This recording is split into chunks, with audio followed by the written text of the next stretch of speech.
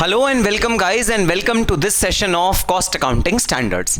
तो जी हाँ, पहले 6 कॉस्ट अकाउंटिंग स्टैंडर्ड्स हमने कंप्लीट कर लिए। पहले 6 कॉस्ट अकाउंटिंग स्टैंडर्ड्स का मतलब काफ़ी बड़ा पोर्शन अपने सिलेबस का प्रैक्टिकल और थ्योरी दोनों मिला के आप लोगों ने खत्म कर लिया। Many many many congratulations to all of you. एक अच्छा माइलस्टोन आपने अचीव किया है। और जी हाँ, आज हम एक बहुत इंपॉर्टेंट कॉस्ट अकाउंटिंग स्टैंडर्ड शुरू करने जा रहे हैं, जिसकी इंपॉर्टेंस मैंने आपको लास्ट लेक्चर में ही बता दी थी। भाई बहन के बारे में हम बात कर रहे थे, उसमें भाई की चर्चा तो हमने कर ली थी। मटीरियल कॉस्ट कि वो कॉस्ट क्या होता है जिसमें मटेरियल का खर्चा होता है, भाई की तो बात कर ली थी हमने। जो हमारा रॉ मटेरियल आता है, चाहे वो एडिटिव हो चाहे और कोई तरह का रॉ मटेरियल हो, हमने लास्ट क्लास में उसकी बात करी थी। इस लेक्चर में हम लोग बात करेंगे अपने एम्प्लॉय कॉस्ट के बारे में।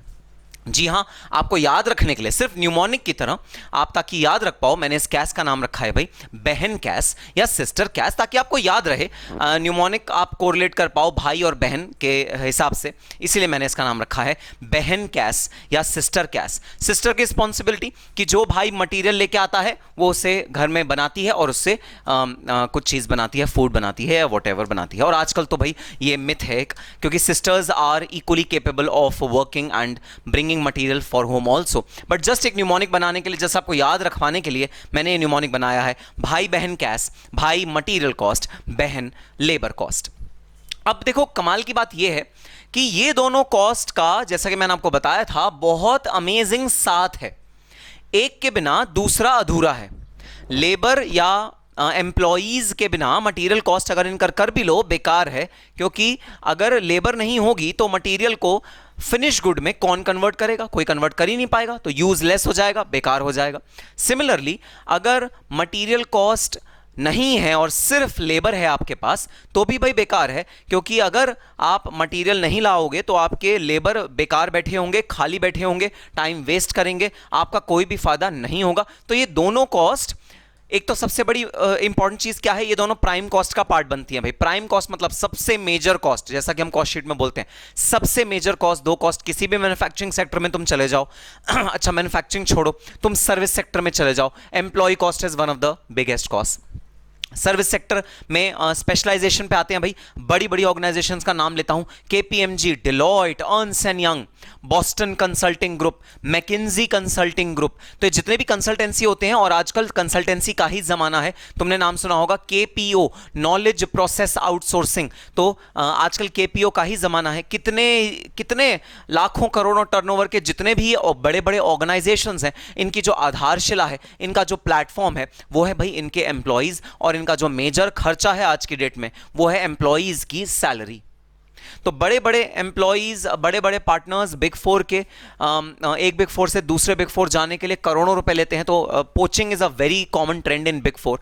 होता ही है कि मान लो टैक्स डिपार्टमेंट है, अर्न्स्ट एंड यंग का टैक्स डिपार्टमेंट है, उस टैक्स डिपार्टमेंट का जो पार्टनर है, उसके अंडर मान लो 20 लोगों की टीम है। कोई और बिग फोर उससे अप्रोच करेगी, सपोज केपीएमजी ने ईवाई को अप्रोच किया, ईवाई के इस पार्टनर को अप्रोच किया और उसको बोला तुम हमारे यहाँ आ जाओ, अपनी पूरी टीम लेके, अपने पूरे क्लाइंट्स का सेट लेके हमारे यहाँ आ जाओ, हम तुम्हें इतना करोड़ रुपए दे देंगे। बहुत मोटी मोटी डील्स होती हैं, जहां पर हम एम्प्लॉयज को रिक्रूट करने के लिए, एम्प्लॉयज को ललचाने के लिए एक कंपनी दूसरी कंपनी से खूब सारा कंपेंसेशन लेती है, और कंपेंसेशन एम्प्लॉयज को दिया जाता है कि तुम हमारी कंपनी ज्वाइन कर लो। इसे बोलते हैं human poaching. Poaching is a very common trend. Poaching is very popular, especially in consulting organization. और भाई क्योंकि कंसल्टिंग में जो बेसिक चीज़ होती है वो एम्प्लॉय ही होता है, तो पोचिंग करने के अलावा और कोई चारा नहीं होता लोगों के पास। अब देखो, मैं तुम्हें एक कंपेरेबल सिचुएशन बताता हूँ। मेरा कॉम्पिटिटर है भाई, उसके पास एक करोड़ों रुपए की बड़ी खास मशीन है जो उसने जर्मनी से इंपोर्ट करी थी। मेरा मन उस मशीनरी पे आ गया है। मैं उस मशीनरी को नहीं खरीदूंगा। मैं जर्मनी में सेम वेंडर को कॉल करूंगा और उससे बोलूंगा तू मुझे इससे भी बेहतर मशीनरी दे। मैं फ्रांस में सिमिलर किसी कंपनी को कॉल करूंगा, मैं कहूंगा ये फीचर्स की मशीनरी तो ऑलरेडी इंडिया में है, मुझे इससे बेहतर मशीनरी दो। बेहतर मशीनरी आ जाएगी, और सेम मशीनरी के भी मल्टीपल कॉपीज आ जाएंगी एक दिन में, एक टाइम में। सही बात है ना?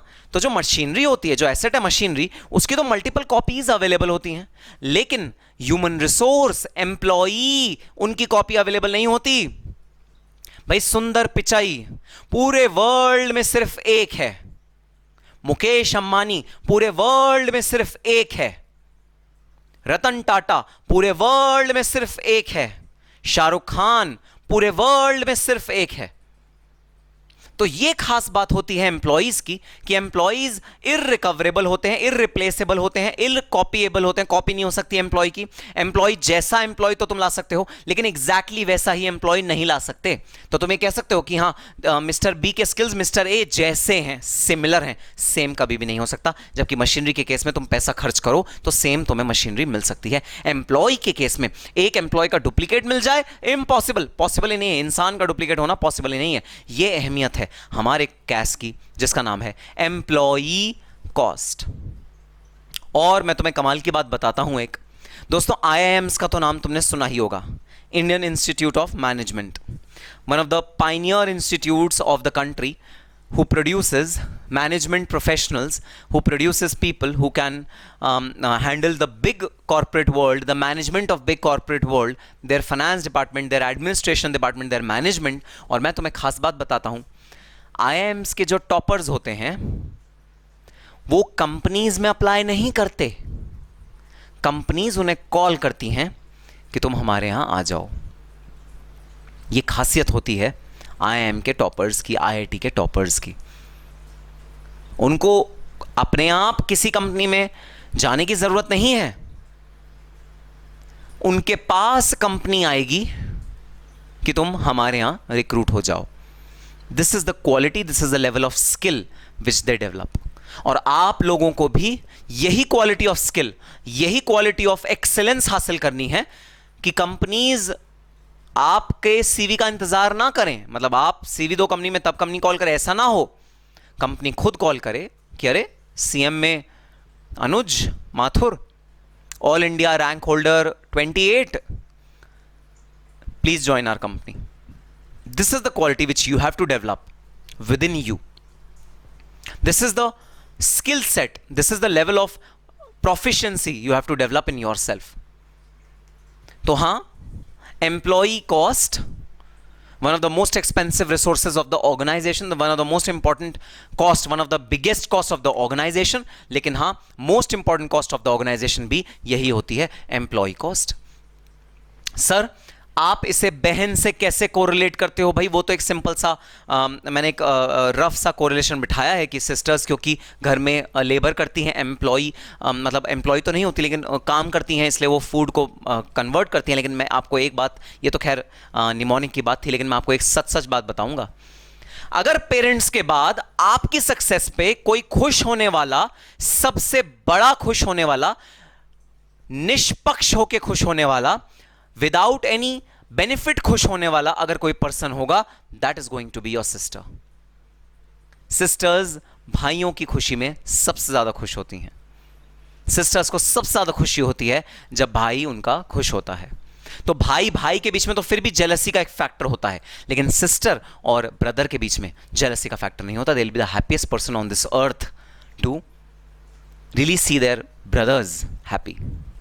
और वो जो राखी का एक दिन आता है ना, साल में एक दिन, जब आप अपनी सिस्टर से राखी बंधवाते हो और उसे गिफ्ट देते हो, पता है सिस्टर्स उसके लिए पूरी साल इंतजार करती हैं। सिर्फ गिफ्ट लेने के लिए नहीं, प्यार लेने के लिए। जो आप अपनी सिस्टर को कोई गिफ्ट देते हो ना, तब उसको जो अटैचमेंट फील होता है, दैट इज इंपॉर्टेंट। और यकीन मानना, जब तुम अपनी सिस्टर को उसकी फेवरेट ड्रेस दिलाते हो या उसकी फेवरेट सैंडल दिलाते हो, उसका फेवरेट बैग दिलाते हो और उसको ये बोलते हो कि बहन अब पैसे के बारे में मत सोचियो, अब तू प्राइस टैग मत देखियो, तू आ चल, मैं सीएम में बना हूं, मैंने सीएम में क्लियर किया है, तू चल मेरे साथ, बिना प्राइस टैग देखे आज मैं तुझे बैग दिलाऊंगा। क्योंकि दोस्तों बैग बहुत एक्सपेंसिव होते हैं कई बार गर्ल्स के, और अच्छे बैग्स हर गर्ल की फैंटेसी होती है। तो जब आप उसको बोलते हो ना कि आ बहन मैं तुझे बैग दिलाऊंगा, और आप कहते हो प्राइस टैग मत देखियो, तेरे भाई के पास आज बहुत पैसा है, पहली सैलरी आई है तेरे भाई की सीएम में बनने के बाद, तो जो उसके चेहरे पे मुस्कुराहट होती है ना, ईयर टू ईयर, एक कान से दूसरे कान तक बड़ी मुस्कुराहट, वो कॉन्फिडेंस, किस चीज का कॉन्फिडेंस कि दुनिया में अगर हर आदमी मेरे अगेंस्ट हो गया तो एक आदमी है जो मेरे साथ खड़ा होगा, वो है मेरा भाई। ये जो कॉन्फिडेंस एक सिस्टर में डेवलप होता है ना, और इसको देखने के बाद जो आप लोगों को मजा आएगा वो पार एक्सेलेंस होगा। वो इस दुनिया की सारी फीलिंग्स के बियॉन्ड होगा।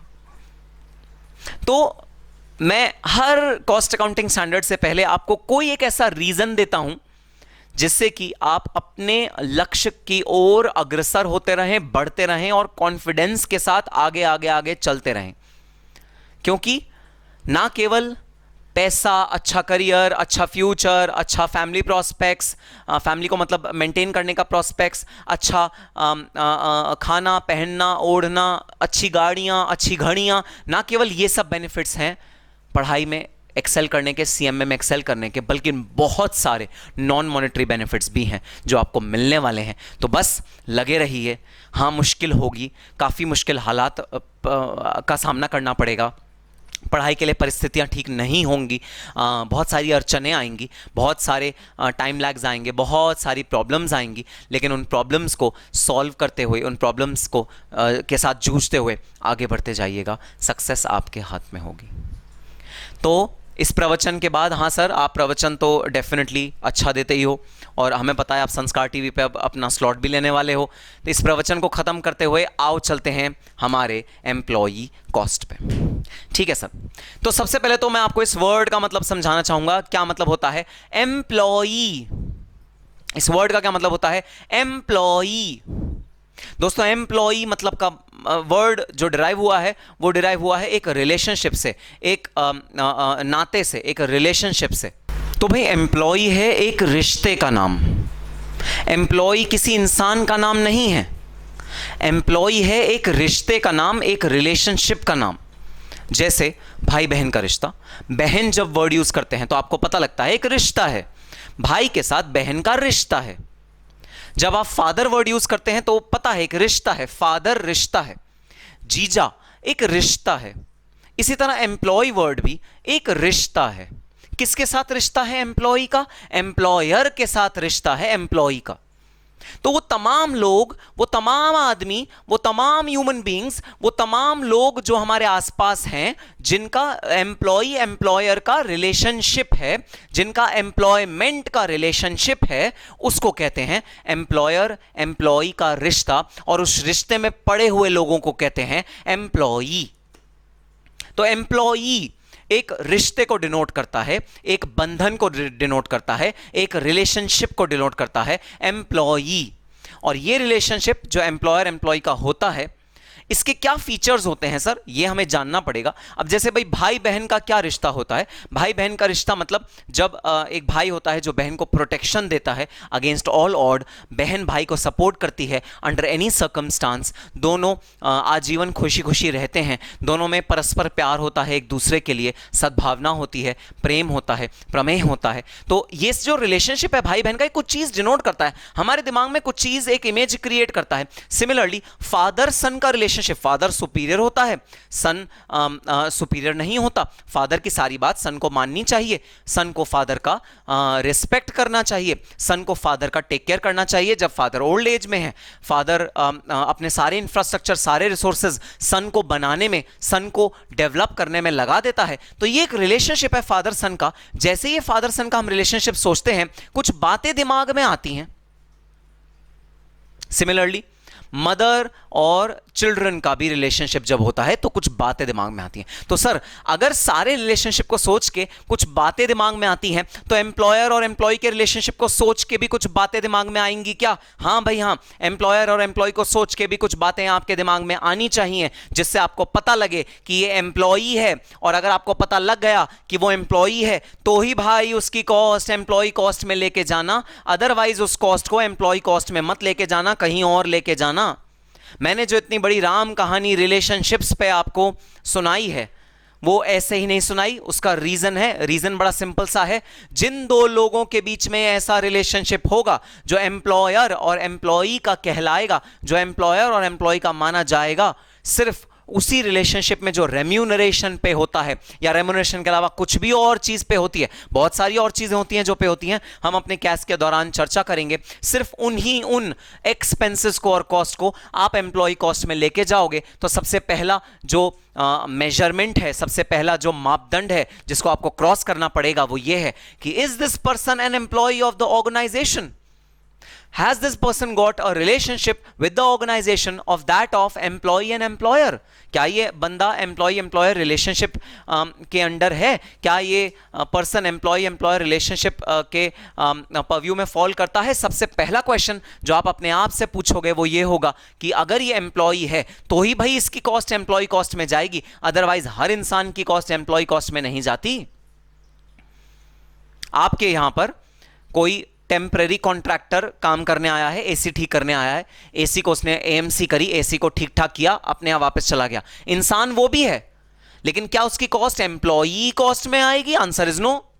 इंसान की कॉस्ट तो वो भी आप उसे पे कर रहे हो, भाई तू हमारा एसी ठीक कर और जा, आपने एएमसी ली एसी की, क्या उसकी कॉस्ट एम्प्लॉय कॉस्ट में आएगी? आंसर इज नो, क्योंकि सर वो इंसान तो है, आप इंसान को पेमेंट तो कर रहे हो, लेकिन सर वो इंसान आपका एम्प्लॉई नहीं है। जो रिलेशनशिप है ना आपका, मतलब ऑर्गेनाइजेशन का और उसका इंसान का, वो रिलेशनशिप एम्प्लॉयर और एम्प्लॉई का नहीं है। इस वजह से, क्योंकि एम्प्लॉयर एम्प्लॉय का रिलेशनशिप नहीं है, इस वजह से ये जो कॉस्ट है वो एम्प्लॉय कॉस्ट की डेफिनेशन में बिल्कुल भी नहीं आएगी।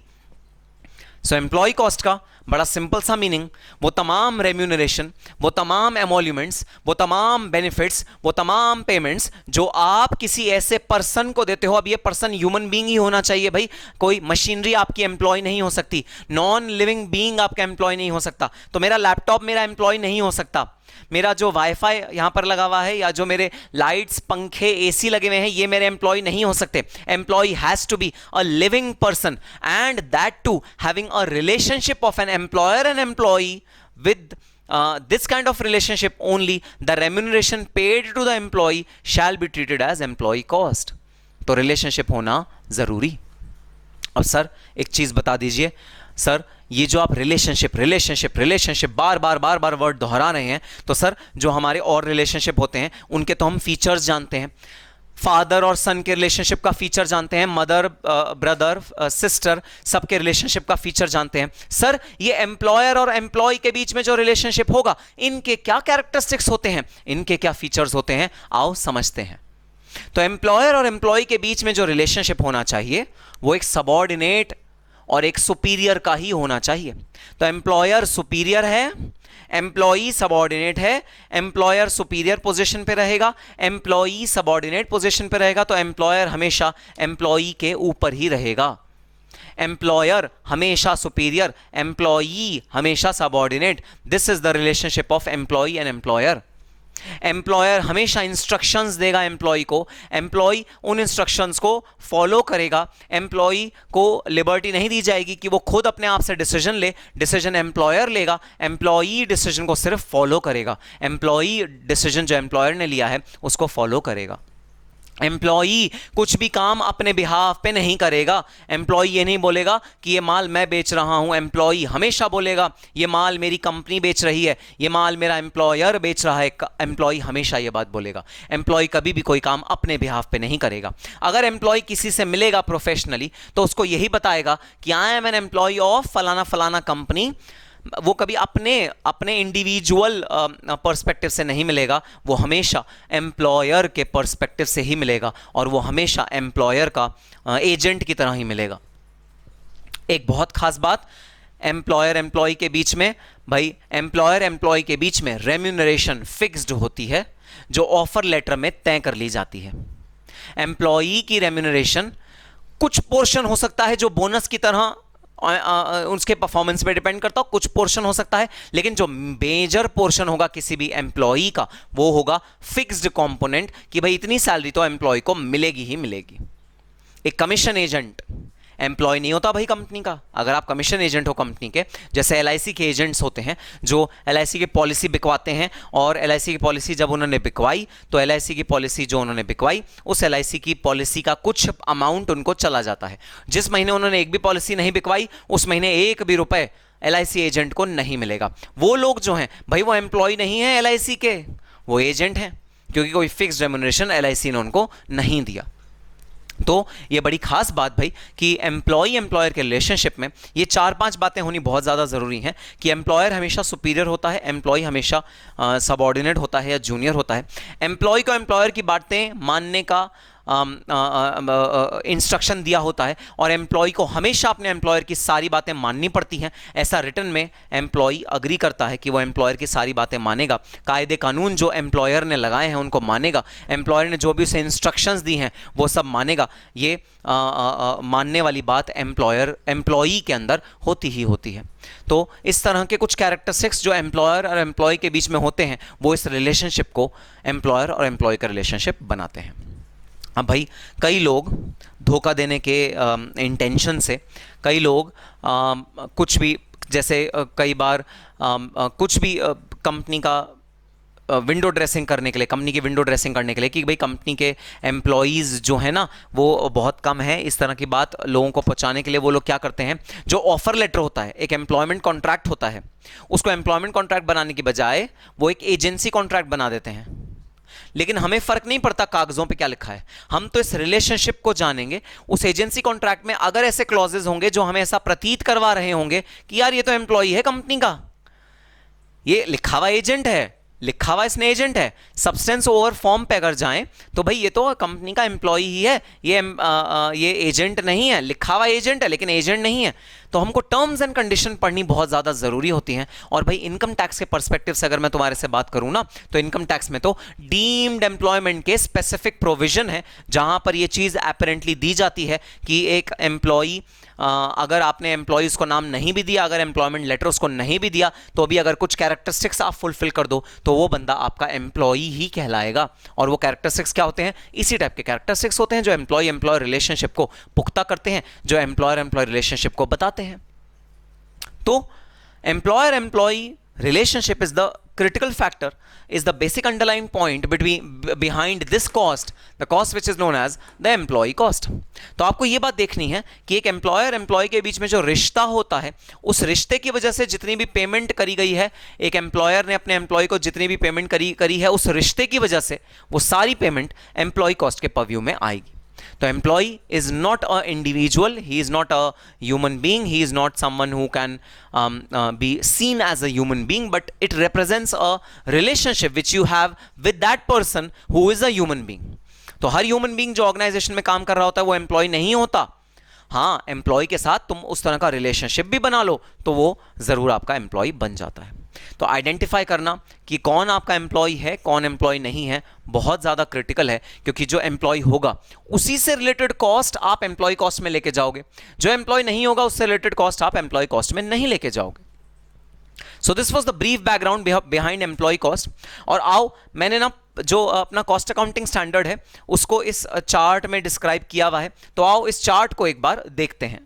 तो चलो आओ देखते हैं हमारा जो कैश 7 है उसके अंदर क्या क्या इंपॉर्टेंट फीचर्स हैं, उसमें क्या क्या चीज़ें हैं जो हम पढ़ने वाले हैं अपने कॉस्ट अकाउंटिंग स्टैंडर्ड में। तो भाई सबसे पहली चीज़ तो वही अपनी स्टैंडर्ड चीज़ हम पढ़ेंगे, डेफिनेशंस, कुछ बेसिक डेफिनेशंस। आपको एक डेफिनेशन मैंने अभी बताई, एम्प्लॉई की डेफिनेशन। एम्प्लॉई की डेफिनेशन में हम लोग बेसिकली सब्सटेंस ओवर फॉर्म देखेंगे, हम लोग देखेंगे कि क्या एम्प्लॉई वो एक्चुअली एम्प्लॉई है कंपनी का या नहीं है। तो हम एम्प्लॉई कॉस्ट में सबसे पहले एम्प्लॉई कॉस्ट की डेफिनेशन देखेंगे, और नेचुरल सी बात है उसके अंदर एम्प्लॉई आइडेंटिफाई करना बहुत ज़्यादा इंपॉर्टेंट है। और ये 3 लोग होंगे जिनमें डिस्टिंग्विश करना ज़रूरी है, एम्प्लॉई, कॉन्ट्रैक्ट एम्प्लॉई और कॉन्ट्रैक्टर्स एम्प्लॉई।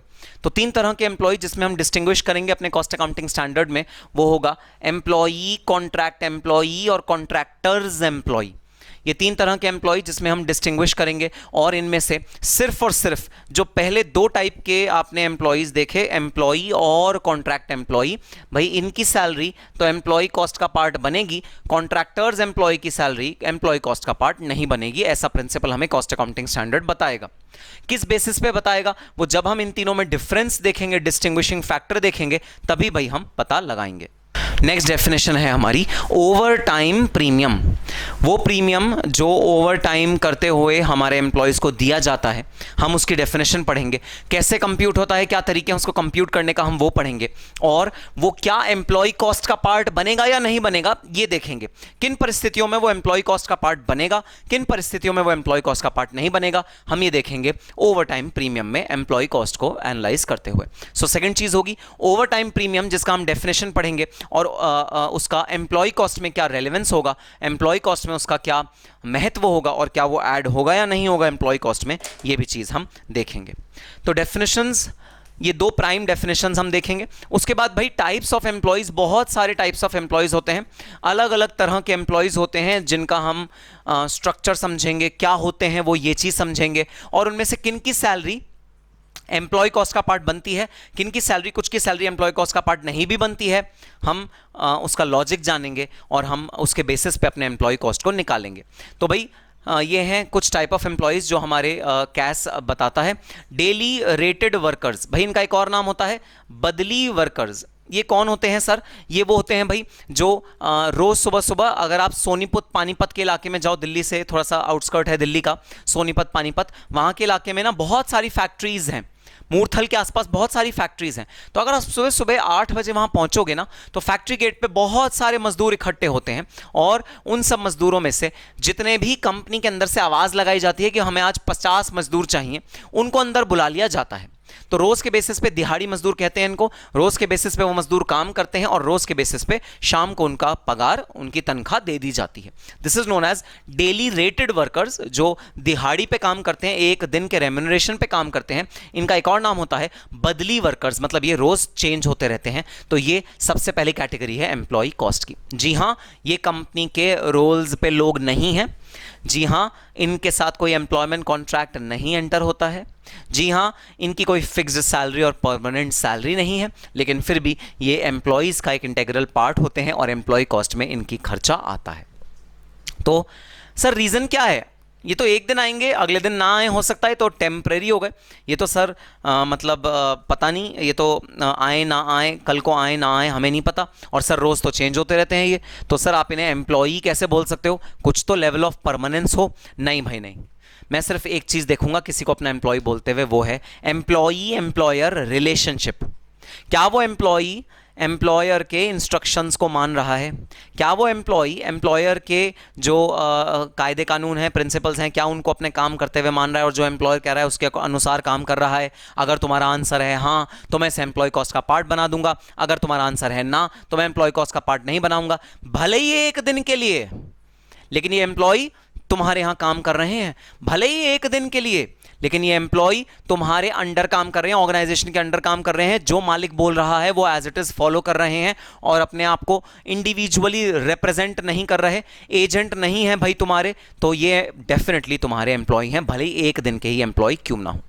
सो बदली रेटेड वर्कर्स या डेली रेटेड वर्कर्स, ये हैं हमारे फर्स्ट टाइप ऑफ एम्प्लॉयज़। दूसरे type of employees monthly paid workers, भाई जो महीने के महीने हमारे से पेमेंट लेते हैं।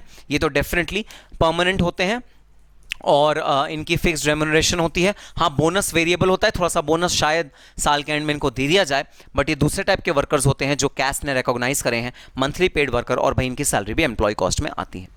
कॉन्ट्रैक्ट बेसिस, अब ये बड़ा इंटरेस्टिंग होता है भाई।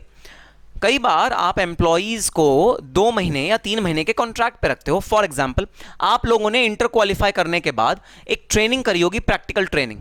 उसमें 6 महीने के लिए या 15 महीने के लिए एक कंपनी ने आपको टेम्पररी हायर किया ऑन अ कॉन्ट्रैक्ट बेसिस कि भाई ये 6 महीने का कॉन्ट्रैक्ट है, 6 महीने तुम यहां पर एम्प्लॉयमेंट खत्म करो, हम तुम्हें सर्टिफिकेट देंगे as per the regulations of ICAI and then you are free to go wherever you want to गो।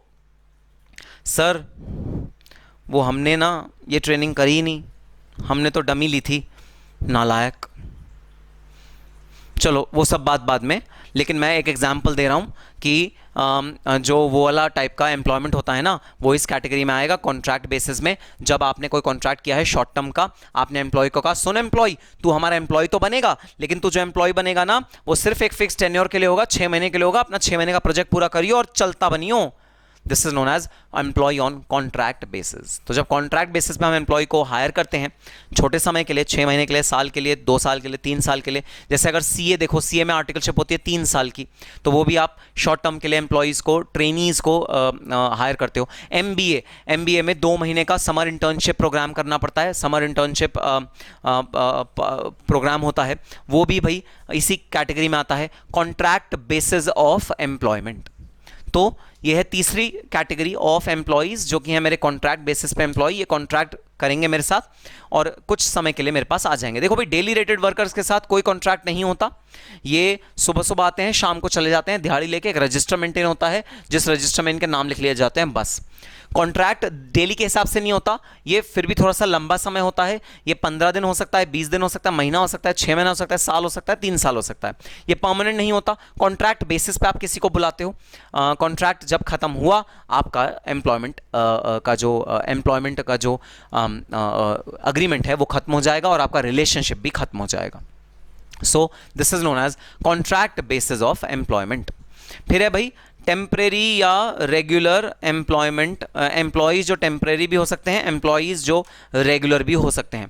तो भाई टेम्परेरी एम्प्लॉयज़ वो एम्प्लॉयज़ होते हैं जिनको हम जैसे इनिशियली अगर एम्प्लॉय कोई ज्वाइन करता है ना कंपनी, उसे 6 महीने के लिए प्रोबेशन पर रखा जाता है। प्रोबेशन मतलब वो टेम्परेरी होता है। 6 महीने अगर उसकी परफॉर्मेंस हमें अच्छी लगी तो हम उसे परमानेंट बनाएंगे, अदरवाइज परमानेंट नहीं बनाएंगे। इस शर्त पे ही रखते हैं हम उसको। तो एम्प्लॉय टेम्परेरी होता है इनिशियली, बाद में आगे चल के वो रेगुलर बन जाता है। दोनों ही टाइप के एम्प्लॉयज़ भाई, चाहे वो टेम्परेरी हो चाहे परमानेंट हो, हमारे एम्प्लॉय कॉस्ट का पार्ट बनते हैं। फिर स्किल्ड और अनस्किल्ड लेबर, दोनों तरह की लेबर होती है भाई हमारे पास। स्किल्ड एम्प्लॉयज़ भी हो सकते हैं, अनस्किल्ड एम्प्लॉयज़ भी हो सकते हैं। अनस्किल्ड जनरली ये दिहाड़ी वाले लोग होते हैं जिनके पास उतने ज़्यादा स्किल सेट नहीं होते, बस ये मजदूरी कर सकते हैं, ये समांड हो सकते हैं, ये बोझड़ हो सकते हैं, ये गड्ढा बना सकते हैं, गड्ढा खोद सकते हैं, ये सीमेंट मिला सकते हैं, ये कुछ ऐसे काम कर सकते हैं जिसमें स्किल की ज़रूरत नहीं है। तो अनस्किल्ड लेबर भी हो सकती है हमारे पास, अनस्किल्ड एम्प्लॉय भी हो सकता है, स्किल्ड एम्प्लॉय भी हो सकता है। एंड लास्ट हमारे पास एग्जीक्यूटिव एम्प्लॉयज़ भी हो सकते हैं और नॉन एग्जीक्यूटिव एम्प्लॉयज़ भी हो सकते हैं। सर ये क्या मतलब हुआ executive non? Sir skilled unskilled तो समझ में आया, टेम्परेरी रेगुलर समझ में, एग्जीक्यूटिव नॉन एग्जीक्यूटिव का क्या मतलब होता है भाई? एग्जीक्यूटिव वर्ड डिराइव होता है वर्ड से एग्जीक्यूट, एग्जीक्यूट करना, उससे होता है एग्जीक्यूटिव। जो एग्जीक्यूट करता है मतलब जो काम करता है उसे बोलते हैं एग्जीक्यूटिव। सर इसका मतलब जो काम नहीं करता उसे नॉन एग्जीक्यूटिव बोलेंगे? हाँ भाई हाँ, बिल्कुल सही पहचाना तुमने। नॉन एग्जीक्यूटिव का मतलब जो काम नहीं करता वो नॉन एग्जीक्यूटिव। अरे सर ऐसी जॉब दिला दो सर, प्लीज हमें सीएमए बनने के बाद ऐसी जॉब दिला दो सर।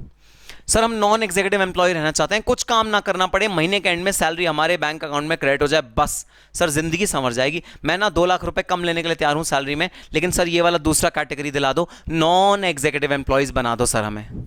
नालायक, कामचोर, आलसी, प्रमादी प्राणी, ये एक बहुत स्पेशल कैटेगरी के एम्प्लॉयज होते हैं नॉन एग्जीक्यूटिव। सुनना जरा, क्या नॉन एग्जीक्यूटिव सिर्फ और सिर्फ डायरेक्टर्स होते हैं और कोई नहीं। कंपनी में कोई और ऐसा आदमी नहीं होता जिसे हम नॉन एग्जीक्यूटिव एम्प्लॉय बोलें, क्योंकि हर एम्प्लॉय को काम करना ही करना पड़ता है। हर एम्प्लॉय को जब तक वो काम नहीं करेगा तब तक उसे सैलरी नहीं मिलेगी, तब तक कंपनी उसको अपने पास नहीं रखेगी।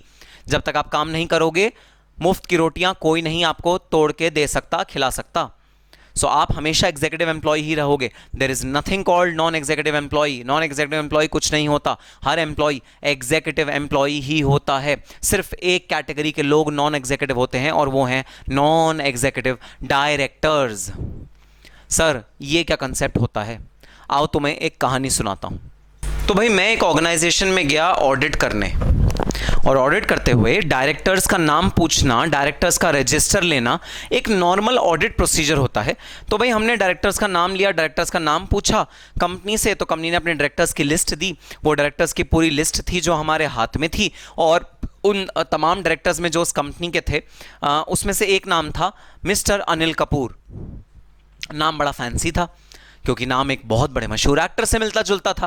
तो हम लोगों ने भी देखा, अरे अनिल कपूर इसके डायरेक्टर हैं, तो मजाक मजाक में बोला अनिल कपूर इस कंपनी के डायरेक्टर हैं।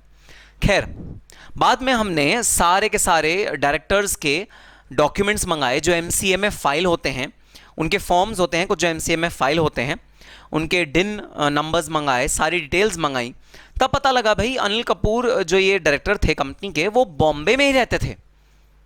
और हमने जब गूगल किया तो वो बॉम्बे में बाय चांस उसी जगह पे रहते थे जहां पर अनिल कपूर का रियल घर था। एरिया मतलब मकान नंबर नहीं, एरिया वही था। हम हैरान, हमने कहा कमाल है, क्या कोइंसिडेंस है। हमारे डायरेक्टर का नाम भी अनिल कपूर है और हमारे डायरेक्टर भी उस जगह पे रहते हैं जहां पर अनिल कपूर साहब का घर है। ऐसा कोइंसिडेंस होना मुमकिन था, लेकिन हमें एक बात समझ में नहीं आई। वो बात ये थी कि भाई ऐसा कैसे हो सकता है कि एक डायरेक्टर जो कि कंपनी दिल्ली में है, हाँ उसका ब्रांच ऑफिस मुंबई में भी था, लेकिन जो कंपनी दिल्ली की है उसका डायरेक्टर मुंबई में रहता हो। हमने कहा ठीक है भाई, ब्रांच ऑफिस मुंबई में है और उस कंपनी का बेसिकली एडवर्टाइजमेंट का काम था, वो एडवर्टाइजमेंट करती थी। जितने भी बोर्डिंग्स होर्डिंग्स लगते हैं ना, इसका होल कॉन्ट्रैक्ट उसके पास था और एडवर्टाइजमेंट बनाती भी थी कॉन्ट्रैक्ट पे लेके कंपनीज के लिए। इस तरह का काम था कंपनी का। हमने कहा ठीक है, होगा भाई एडवर्टाइजमेंट का काम, इस वजह से मुंबई के एक डायरेक्टर को रखने की जरूरत होगी, इसलिए उन्होंने रख लिया डायरेक्टर को। अब हुआ ये, जब हम CFO और जो कंपनी के बड़े ऑफिशियल्स थे उनसे बातें कर रहे थे, तब पता लगा कि हमारा ये जो अनुमान, हमारा ये जो गैस, हमारा ये जो हम तुक्के मार रहे थे, ये एक्चुअली तुक्के नहीं थे, ये एक्चुअली सही थे, क्योंकि अनिल कपूर ही उस कंपनी के डायरेक्टर थे। हम लोगों को जब ये बात पता लगी कि अरे अनिल कपूर इस कंपनी के डायरेक्टर, हम एकदम एक्साइट हो गए। हमने कहा अरे अनिल कपूर जी आते हैं क्या यहाँ पर? अब डायरेक्टर हैं तो काम करने के लिए तो आते होंगे, हमें उनसे मिलना है, हमें उनका ऑटोग्राफ चाहिए। तो कंपनी के CFO ने बताया भाई Anil Kapoor is only a non executive director, which means that he has lended his name to the company because of his goodwill. We are able to secure some contract from the market and in return we pay some emoluments or remuneration to Mr. Anil Kapoor. तो इस तरह का arrangement होता है कि आप एक non executive director को रखो जो काम तो नहीं करेगा, जो आपको या तो गाइडेंस देगा, या आपको वो एक्सपर्ट होगा किसी फील्ड में तो आपको प्लानिंग करके देगा, या आपको कुछ गाइडेंस देगा, आपको गाइडेंस भी ना दे तो आपको गुडविल अपनी नाम यूज करने के लिए देगा, ताकि आपकी क्रेडिबिलिटी मार्केट में बनी रहे, ताकि आप कॉन्ट्रैक्ट्स हासिल कर सको नए नए। तो इस तरह के डायरेक्टर्स को बोलते हैं नॉन एग्जीक्यूटिव डायरेक्टर्स। और भाई सीधी सी बात है, अगर नॉन एग्जीक्यूटिव डायरेक्टर है, जैसे मैं एक और एग्जांपल देता हूं भाई, सहारा कंपनी जब होती थी, सुब्रतो रॉय उसके MD थे, CMD थे। सहारा कंपनी, सहारा एयरलाइंस भी होती थी, सहारा के और भी सारे चीजें होती थी। तब भाई Amitabh Bachchan was always a director on many of the Sahara companies boards, क्योंकि Amitabh Bachchan was very close to mister Subrata Roy. तो बहुत ज़्यादा नॉन एग्जीक्यूटिव डायरेक्टर चलन में है, बहुत ज़्यादा ये चीज़ पॉपुलर होती है। भाई एक आदमी जो बहुत अपने प्रोफेशन में, अपने एरिया में एक बहुत ऊंचे मुकाम पे पहुंच जाता है, उसको वेरियस कंपनीज अप्रोच करती हैं कि आप कुछ काम मत करो कंपनी में, आप बस हमें गाइडेंस दो, आप हमें अपनी नॉलेज शेयर करो, आप हमें एक रास्ता दिखाओ और उसके बदले हम आपको पेमेंट करेंगे, उसके बदले हम आपको रेम्यूनरेशन देंगे। उन टाइप के डायरेक्टर्स को बोलते हैं नॉन एग्जीक्यूटिव डायरेक्टर्स। ये डायरेक्टर्स एक्चुअली में काम नहीं करते, एक्चुअली में किसी तरह का कंपनी का काम नहीं संभालते, लेकिन ये कुछ नॉन काम रिलेटेड आपको फायदे पहुंचाते हैं, उसे कहते हैं नॉन एग्जीक्यूटिव डायरेक्टर। तो अब आपके मन में ये सवाल उठ रहा होगा कि सर क्या ये हमारे एम्प्लॉयर के अधीन होते हैं, उनकी इंस्ट्रक्शन को फॉलो करते हैं और वो जो कहते हैं वो करते हैं? आंसर इज नो, ये वो काम नहीं करते भाई। ये लोग एम्प्लॉयर एम्प्लॉई रिलेशनशिप में नहीं होते। हालांकि इनका कॉन्ट्रैक्ट होता है, डायरेक्टर है तो कॉन्ट्रैक्ट तो है भाई, लेकिन ये एम्प्लॉयर एम्प्लॉय रिलेशनशिप में नहीं होते। ऐसा नहीं होता कि इनको जो कहा जाए वो ये करेंगे, इस तरह की कोई बातें इनके कॉन्ट्रैक्ट में भी नहीं लिखी होती। इसीलिए इनके अंदर एम्प्लॉय के जो एसेंशियल फीचर्स हैं, एम्प्लॉय एम्प्लॉय रिलेशनशिप के जो एसेंशियल कैरेक्टरिस्टिक्स होते हैं, वो कुछ मिसिंग होते हैं। और यही रीजन है हम नॉन एग्जीक्यूटिव डायरेक्टर्स की सैलरी को एम्प्लॉय कॉस्ट का पार्ट नहीं बनाते। तो फिर सर हम इन्हें कहां लेके जाते हैं? जब हम कॉस्ट अकाउंटिंग स्टैंडर्ड पढ़ेंगे तब डिटेल में पढ़ेंगे, अभी सिर्फ तुम्हें हिंट दे रहा हूं भाई। इसको हम एडमिनिस्ट्रेटिव ओवरहेड्स में लेके जाते हैं। रीजन मत पूछना क्यों, कैसे, कब, कहां, जब मैं कॉस्ट अकाउंटिंग स्टैंडर्ड में इस वाले पॉइंट पे आऊंगा तब तुम्हें इसका रीजन भी दूंगा। तो जी हां, ये दो टाइप के एम्प्लॉइज, एग्जीक्यूटिव एम्प्लॉइज और नॉन एग्जीक्यूटिव एम्प्लॉइज, तो ये थे हमारे टाइप्स ऑफ एम्प्लॉइज। अब भाई जो हमारी एम्प्लॉयज़ की कैटेगराइजेशन होती है, जो हमारे एम्प्लॉयज़ की क्लासिफिकेशन होती है, वो किस किस बेसिस पे होती है, आओ वो ज़रा देखते हैं। सबसे पहले है वो होती है on the basis of tenure. Tenure मतलब कितने लंबे समय तक एम्प्लॉई हमारे यहाँ रहा है, कितने लंबे समय तक एम्प्लॉई ने हमारे यहाँ काम किया है, उसे बोलते हैं टेन्योर। तो क्लासिफिकेशन एम्प्लॉई होता है एक तो on the basis of tenure कि जो उसकी पेमेंट हो रही है वो हम आज करेंगे पेमेंट एम्प्लॉय कॉस्ट की, या उसको फ्यूचर में करेंगे, तो कितने समय तक वो एम्प्लॉय हमारे पास रहेगा। अगर हमें पता है वो एम्प्लॉय छोटे समय के लिए रहेगा तो उसको जो पेमेंट होगी वो सिर्फ और सिर्फ आज होगी। अगर हमें पता है एम्प्लॉय लंबे समय तक हमारे साथ रहेगा तो भाई उसको दो तरह की पेमेंट होगी, एक तो आज जो उसको पेमेंट करनी है वो होगी, और एक होगी उसकी फ्यूचर एम्प्लॉय कॉस्ट। सर ये क्या है फ्यूचर एम्प्लॉय कॉस्ट? अरे भाई ग्रेचुइटी, अगर हमारे परमानेंट एम्प्लॉयज़ हैं, अगर हमारे एम्प्लॉयज़ हैं जो 5 साल से ज़्यादा हमारी कंपनी में एक्सपेक्टेड हैं कि काम करेंगे, उनको हम पे करते हैं ग्रेचुइटी, उनको हम पे करते हैं कोई भी पोस्ट रिटायरमेंट एमोल्यूमेंट्स।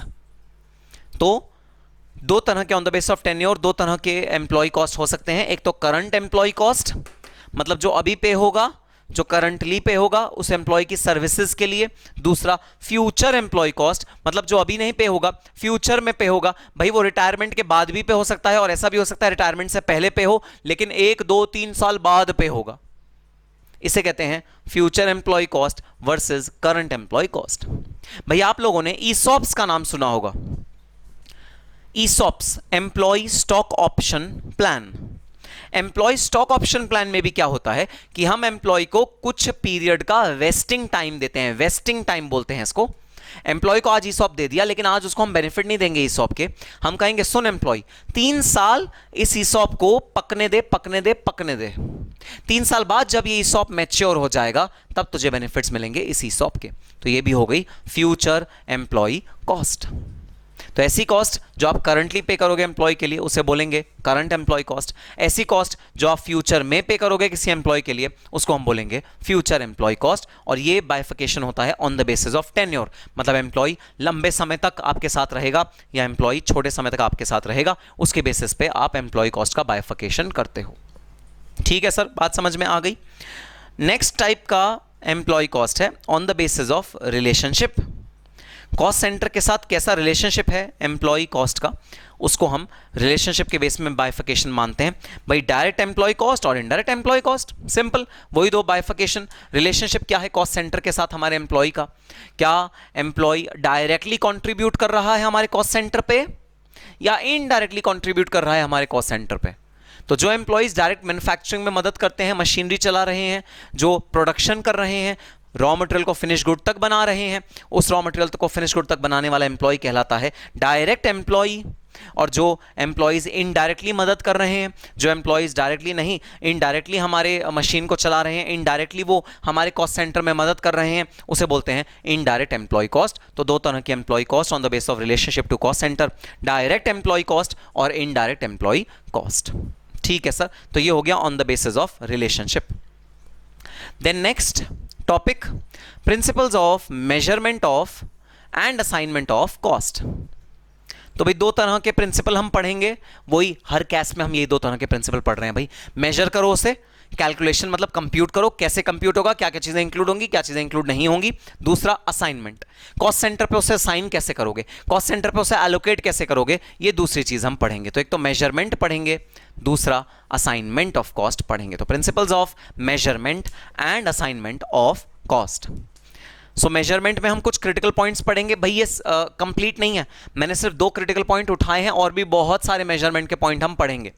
तो salary of non executive director, ये जो नॉन एग्जीक्यूटिव डायरेक्टर था इसकी सैलरी का क्या करना चाहिए, मेजरमेंट वाला एस्पेक्ट आ जाएगा। प्रायर पीरियड एम्प्लॉय कॉस्ट, अगर कोई एम्प्लॉय कॉस्ट प्रायर पीरियड की है, भाई पिछले सालों की थी, आप अक्रूवल अभी पे कर रहे हो due to whatever reason, normal course में भी पे हो सकता है और कोर्ट के ऑर्डर के परसुएंट भी हो सकता है।